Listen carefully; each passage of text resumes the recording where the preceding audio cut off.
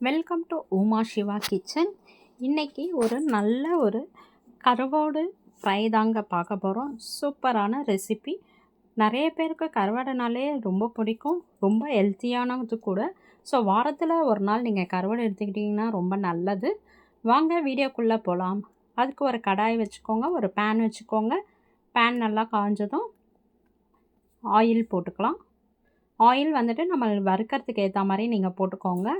நம்ம பொரிக்க போகிறதில்ல, வறுக்கிற மாதிரி தான் பண்ண போகிறோம். ஸோ அதனால் ஆயில் ஒரு 4 ஸ்பூன் போட்டுக்கோங்க. இப்போ கருவாடு நல்லா நம்ம சுடு தண்ணியிலே ஒரு 1/4 மணி நேரம் ஊற வச்சுருங்க. அப்போ தான் அந்த உப்பு எல்லாம் அந்த தண்ணியில் போயிட்டு அப்புறமா நீங்கள் கழுவுனிங்கன்னா இதை மாதிரி வெள்ளையாக வரும். அந்த சுண்ணாம்பெல்லாம் போகிற அளவுக்கு தேய்ச்சி கழுவிக்கோங்க. இந்த மாதிரி வெள்ளையாக இருக்கணும்.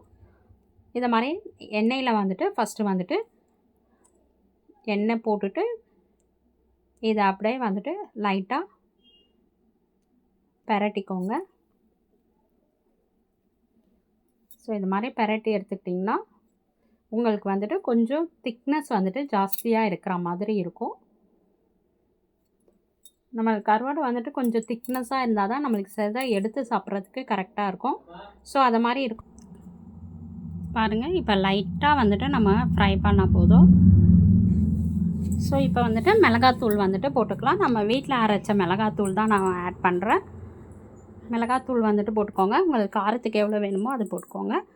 நான் 1 ஸ்பூன் மிளகாத்தூள் போட்டிருக்கேன். மஞ்சத்தூள் கொஞ்சோண்டு போட்டிருக்கேன்.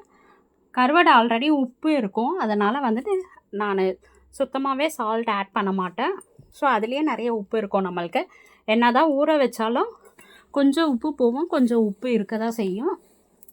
நம்மளுக்கு கரெக்டாக இருக்கும். ஸோ அதனால் உப்பு போடாதீங்க.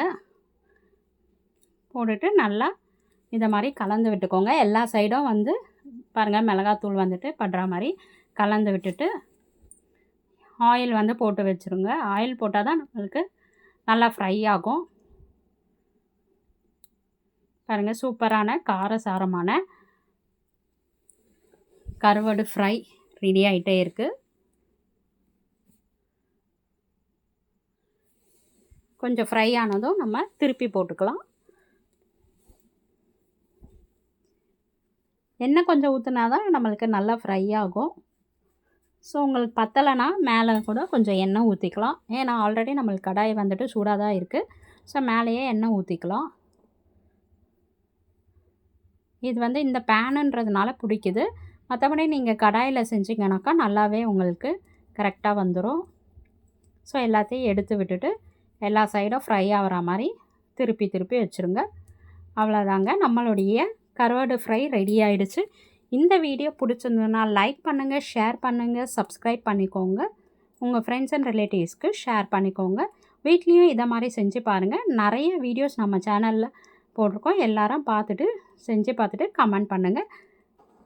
இது ஒரு சாம்பார் சாதம் எல்லாம் போட்டு நீங்கள் சாம்பார் சாதத்துக்கு சைட் டிஷ்ஷாக வச்சு சாப்பிடலாம். Thanks for watching. Bye bye.